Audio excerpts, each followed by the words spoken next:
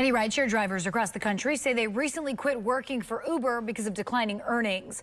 Experts say Uber has cut drivers' mileage rates from 99 cents per mile to 68 cents per mile. One Jacksonville driver says he received $15 after a customer paid $37 for a trip to the airport.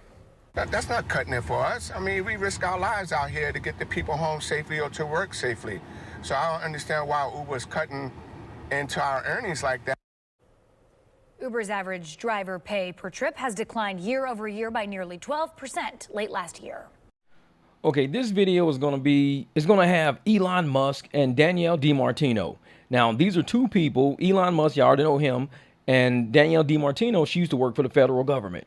And she's going to kind of explain how the federal government thinks and works in regards to labor and employment.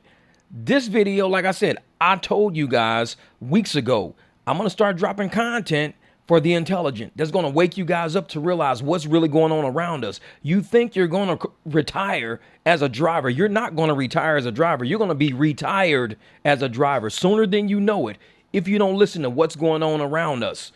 I'm going to start with Elon Musk.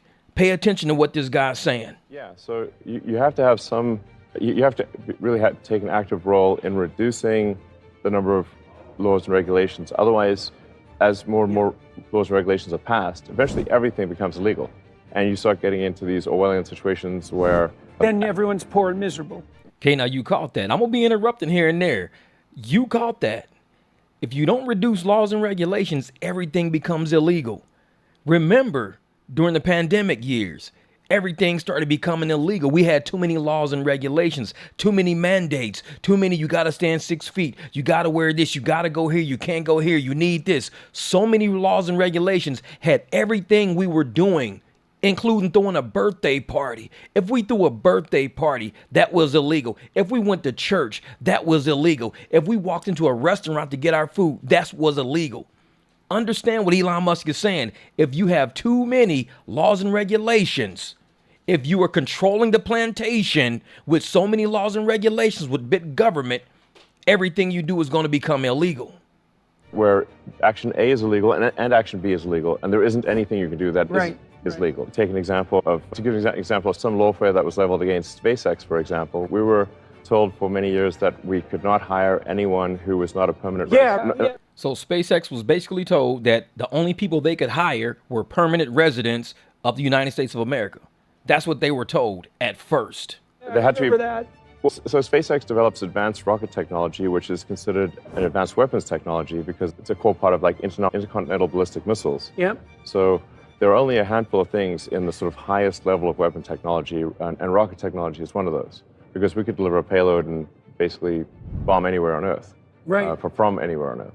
So I was told in no uncertain terms by the government that if we hired anyone who is not a permanent resident of the United States, they had to have either a green card or a citizen, that I would go to prison. Oh, yeah. Because the presumption if somebody's not a permanent resident is that they will leave the United States and take the rocket technology from SpaceX to potentially to countries that would cause harm to the United States. Pretty solid reasoning, I think. And then a few years ago, the Biden administration decided to sue SpaceX for failing to hire asylum seekers. That's the game I've been talking about. The loophole, asylum seekers. And that's what the Democrats have been pushing. Kamala Harris, they won't close the border because these people are asylum seekers. Biden keeps telling everybody they're asylum seekers. The World Economic Forum says there will be a lot of asylum seekers. It's like they predicted asylum seekers will be coming to America. They predicted it. One of the things that we've talked to you consistently about is immigration in the U.S. and the importance of getting foreign workers into the United States. Have you been having conversations about that with some of the foreign leaders, for example, who are here, and what's their view on what should be maybe the free flow of labor across borders? It came up today in a conversation, and you know, when you think about immigration and you think about other countries, in a lot of ways, the United States, we're at a disadvantage because other countries have ways to import immigrant workers into their countries for big tech jobs. They didn't predict it; they planned it.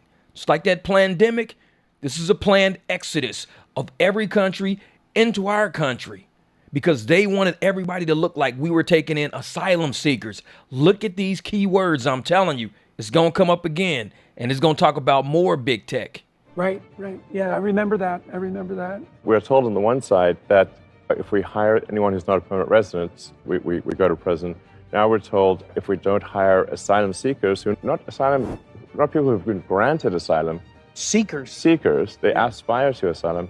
They are therefore not a permanent resident, but if we don't hire them, we also go to prison. The purpose of being damned if you do and damned if you don't is to make damn sure that you're damned. Correct. So that's a kind of that seemed to be insane and unfair. And why did the Biden administration? Because they can only do so many big cases per year. There's a finite number they can. Yeah. Why would the Justice Department, of all the injustices that occur, pick this as one of their biggest cases? Yeah. Why? Why do you think? I think they probably had there was some lawfare, I think. I want you to pay close attention to Elon's interview. This interview was just done like 3 days ago. So if he's saying that the Biden administration, Kamala Harris, Tony West, all these people, if they're saying we're going to send the Justice Department after SpaceX, after X, we're going to send the Justice Department after them. And like you said, they put this case on the forefront. Out of all the cases the Justice Department can deal with, they chose to go after Elon Musk, one of the biggest people, biggest industries, and said, you better start hiring asylum seekers. You better start hiring illegal immigrants. If you don't hire them, we're going to put you in jail. Recently, the Lyft president decided to walk away. I wonder why. Things like this make me wonder why. Why would the Lyft president walk away from a job that she just had for about a year or so? Did Tony West and the Justice Department? Did Kamala Harris and Biden? Did everybody get a hold of her and say, hey, listen, you better start hiring some illegals around here. If you don't get illegals hired on this platform and let them drive on this platform, you're going to go to jail, lady. And she's probably said, you know what? I don't want no parts of this. You can deal with I don't even want this job no more. This is getting a little too serious. I'm telling you, if something happened with that Lyft position, keep listening to Elon. Keep listening. It was I think it was political. I think it was relationship to you. I don't know all the things, but this is before supporting Trump or anything like that. Yeah. In fact, I'd supported Biden, and before that, Hillary, and before that, Obama. So that's why I was asking if this comes as a shock. I don't know if it could just be random. It could be like they didn't tell us why pick us, why do such a crazy lawsuit. Random's a bad. Even if it is random, that's still bad. It's still bad. That's just a marker of incompetence. But if it's not random, it seems to be highly unlikely to be random. Yes, and also why attack SpaceX and not, say, Boeing or Lockheed?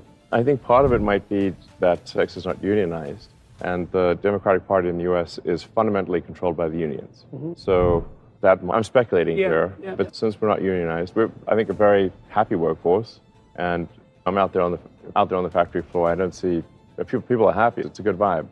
So what Elon is saying is that SpaceX is getting challenged by the Justice Department, but Lockheed, Boeing, the same companies who are doing space travel, got the same type of technology. They're not being asked, hey, you guys need to hire asylum seekers. So why is it that X is?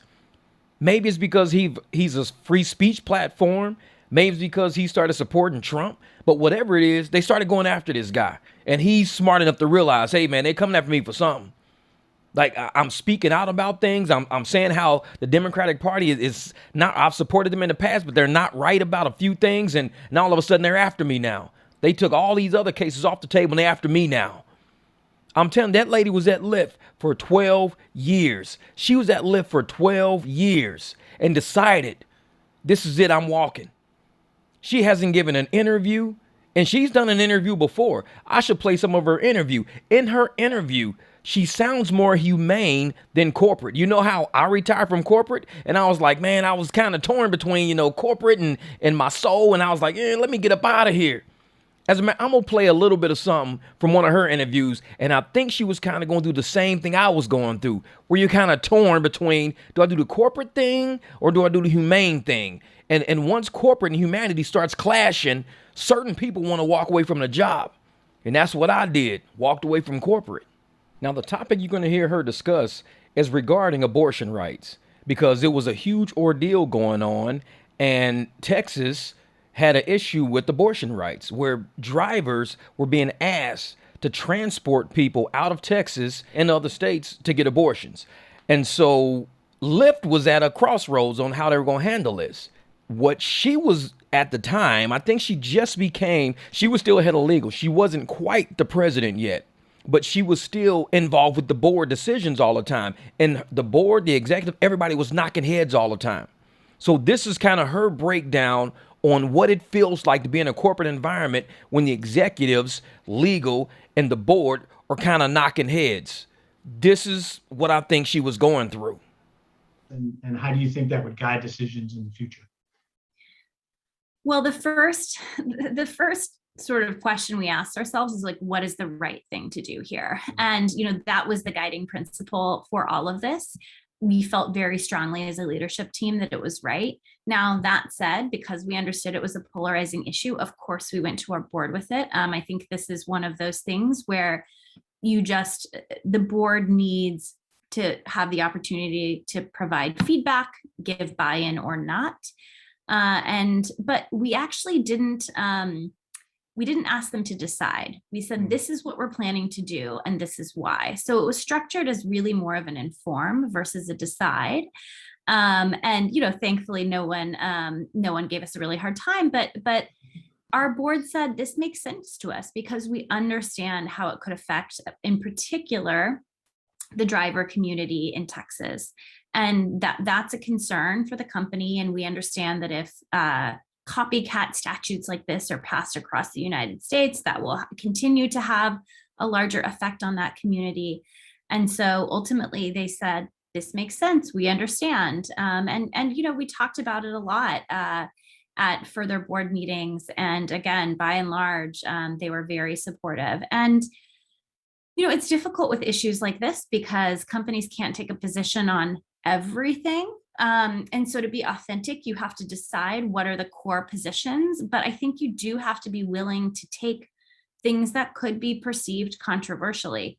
For me, by the way, this is a constitutionally protected right. And so it shouldn't be polarizing or controversial. But of course, I recognize that reality.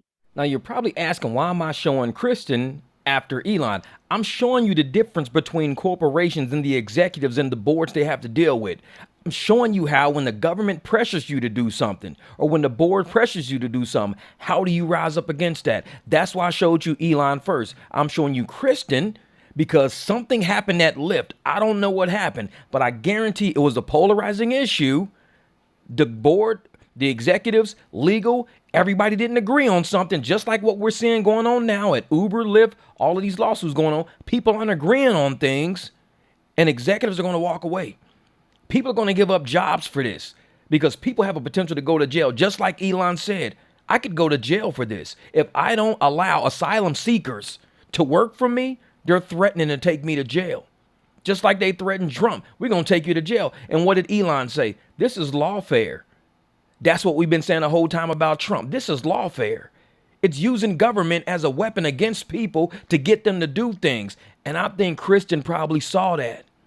I think she saw that because she already heard the board, legal, everybody, they kind of knock heads on certain issues that are polarizing issues.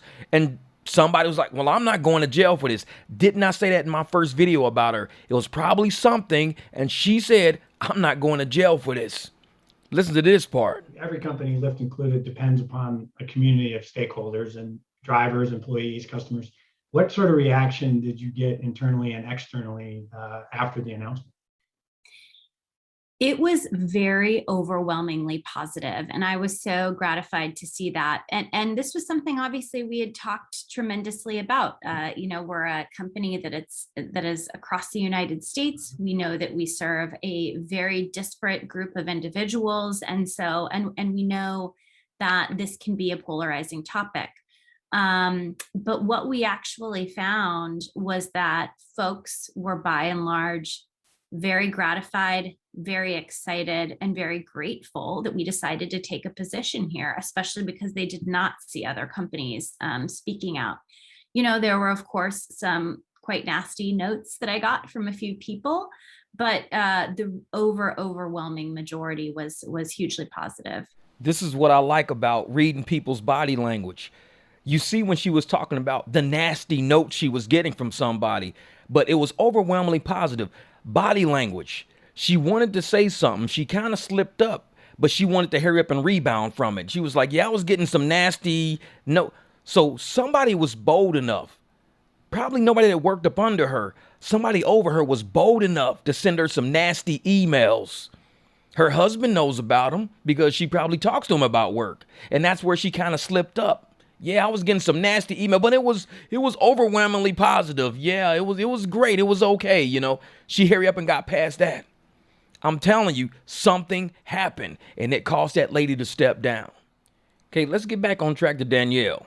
She's got some more Fed stuff to talk about, so pay attention to what she's about to say. I'm telling you, this all ties in to what exactly is at stake with this next election, but also with your career in ride-sharing delivery. This is what's at stake. Listen. We look at that first line item there, and then really the average weekly hours stayed the same at 34.3. Now you're getting to the meat on the bone. You're actually seeing the length of the work week.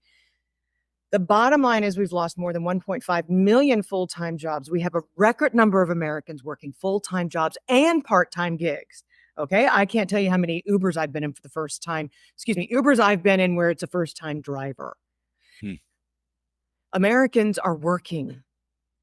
Americans are working as much as they can, but Americans don't have enough work to make ends meet. And it is a tragedy that we're losing so many full-time positions and that so many people are scraping by and bring policies together that will benefit everybody in the United States of America.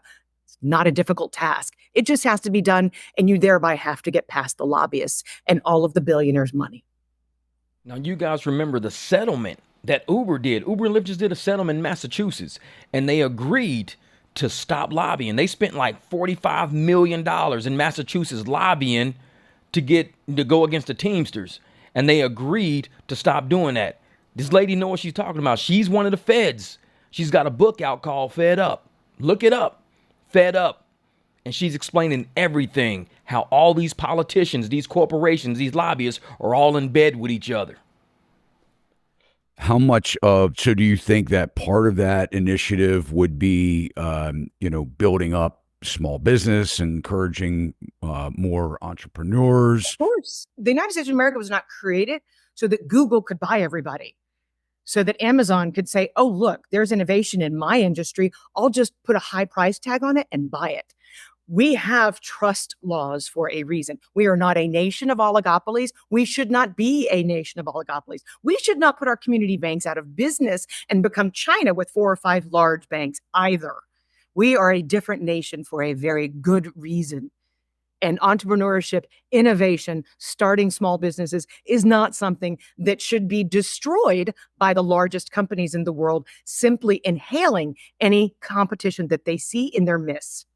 And she lets you know exactly how she feels about big corporations, big tech, taking out all the little people like us that may want to start a private business. We might want to do private rides. We might want to do livery. We might want to do limousine or charter services. But when you got these big companies keeping us out of the fair market, keeping us out of the competition, this is what she's talking about. Oligarchies, everybody out there trying to say we don't want small, we only want big. That's what China does. What Uber and Lyft is doing, why do you think China don't want them over there? China has already said, we don't want Uber over here. They have protested to the 10th degree. We don't want Uber over because they know what Uber already is. This lady, she's got it, man. Make sure you go look at her book, Fed Up. I'm telling you. Until the shareholders are happy, that's the mantra for 2024. Until my shareholders are happy, until I've cut enough costs and fired enough people. Yeah, a lot of people don't realize that. They think, we look at small businesses across America. I mean, true small businesses, mom and pop shops, and they will throw their own paycheck in a drawer before, not paying their employee. They'll go down with the ship. But these publicly traded companies or large corporations, I mean, they just come in and slash jobs, close locations. It's a lot of people, they think that they're working for a bigger company and they're in a safer position until shareholders aren't happy. And when they're talking about mom and pop, they're talking about us. We would rather fix our car. We would rather do anything other than not drive. I mean, we got people out here driving with busted cars. We don't even pay ourselves to take care of our bills because we want to make sure we keep driving. We keep gassing this car to keep going. We let our tires go bald. We let ball joints go bad. We got struts knocking. We do whatever it takes to just keep driving for these big corporations. And we got a lot of pigeons out there thinking, oh, well, as long as I keep driving for them and I get this advantage, I ain't got to drop down the standard. These corporations don't care about you. They're working on getting rid of you anyways. You're an American. They're working on getting rid of you. And you sitting there, well, the harder I drive for them, the more likely they're going to keep me. No, you're not stacking profits. You're going to be the first one to collapse. Mom and pops, those are the first ones to collapse, and big tech swallows them up. So why are you out there driving for pigeon pay, thinking you're going to make it somewhere? You're not really going anywhere. Trust me, you haven't figured it out yet. They're flat broke. They're pulling back. They're worse than broke. They're in debt. I hope you enjoyed this video so far. Because like I said, I'm finding all the research out there for everybody who's not quite talking about it with their riders. I discussed a lot of this stuff with my riders, and they're noticing that many of them own their own companies.